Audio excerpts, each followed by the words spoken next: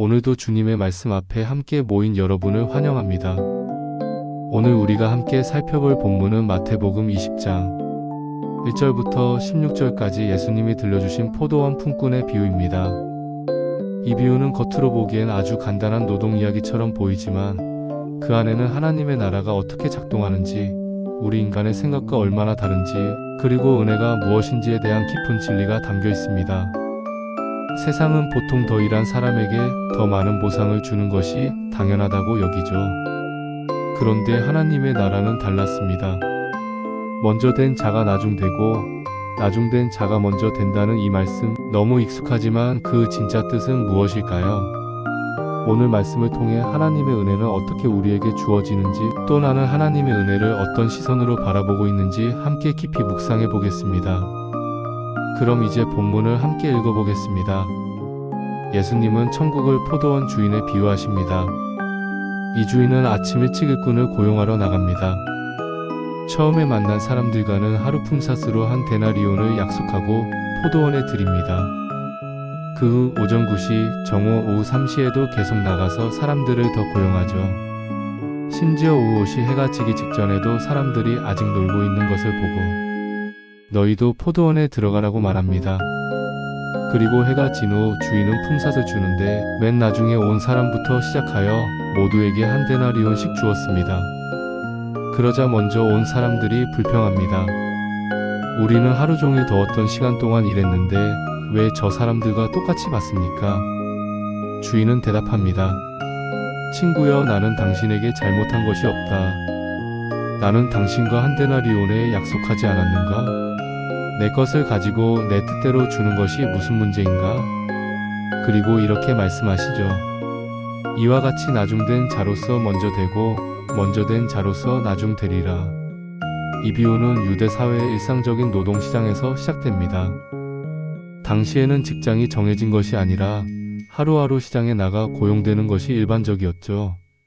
하루 품삯은 한 데나리온으로 통용되었고 이는 하루 생계를 유지할 수 있는 기본 단위였습니다. 그러나 이 이야기의 중심은 일한 시간보다 품살의 크기입니다.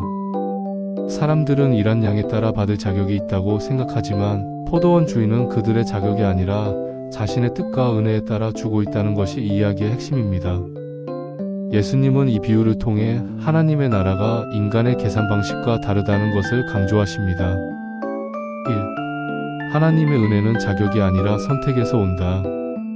본문에서 가장 중요한 포인트는 이것입니다. 하나님은 누구에게 얼마나 줄지 당신의 뜻대로 결정하신다. 사람들은 일한 시간만큼 받아야 한다고 생각하지만 하나님은 그 사람의 필요와 긍휼에 따라 일하십니다. 포도원 주인은 공평하지 않은 것이 아니라 은혜를 베풀고 있는 것입니다. 하나님의 기준은 세상의 기준이 아닙니다. 우리가 생각하는 정의와 하나님의 은혜는 결코 동일한 척도로 측정할 수 없습니다.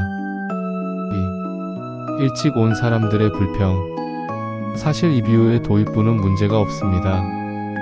모두가 정당한 계약을 맺고 일을 시작했기 때문입니다.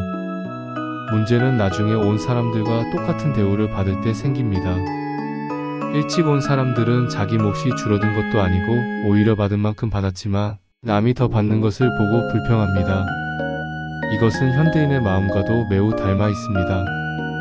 나는 더 오래 신앙생활했는데, 나는 이만큼 헌신했는데 왜 쟤랑 똑같지? 이런 상대적 박탈감은 은혜를 은혜로 보지 못하게 만듭니다. 3.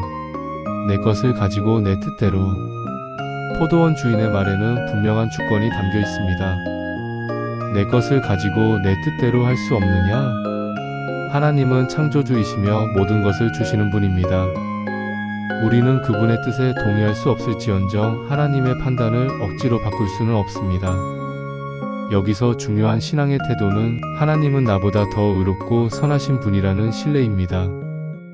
4.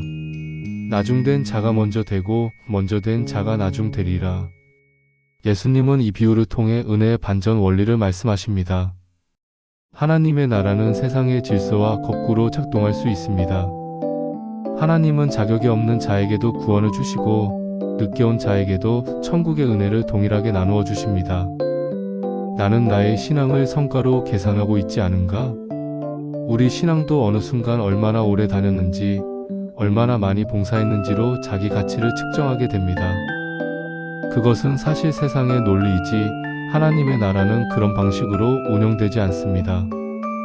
하나님의 은혜는 우리가 한 만큼 주는 보상이 아닙니다.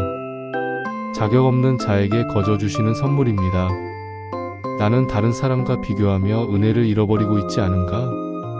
일찍 온 품꾼들의 불평은 결국 비교에서 시작되었습니다. 누군가가 더 받은 것이 아니라 내가 손해본 것 같은 착각이 문제였습니다. 오늘 나도 누군가의 은혜를 시기하고 있진 않나요? 내 삶의 은혜를 헤아리기보다 남의 몫을 부러워하고 있진 않나요? 주님은 우리 각자에게 꼭 맞는 시간에 꼭 맞는 은혜를 주십니다. 하나님의 뜻을 인정하고 기뻐하고 있는가? 포도원 주인은 모든 품꾼에게 필요한 것을 주었습니다. 문제는 그 은혜를 바라보는 태도였습니다.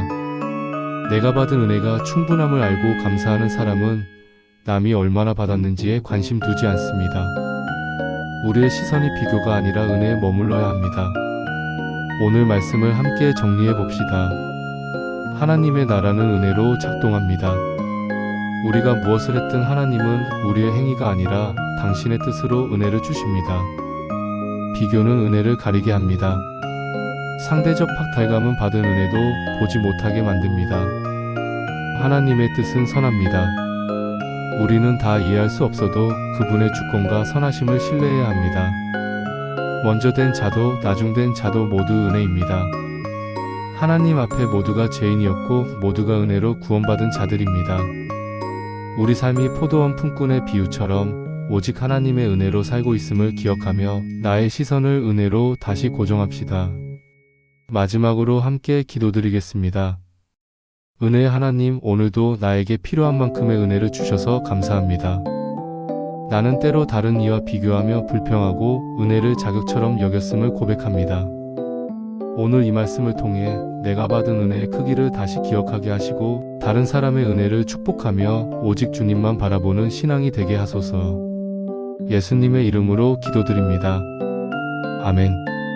오늘도 하나님 나라의 시선으로 하루를 살아가는 여러분 되시길 축복합니다.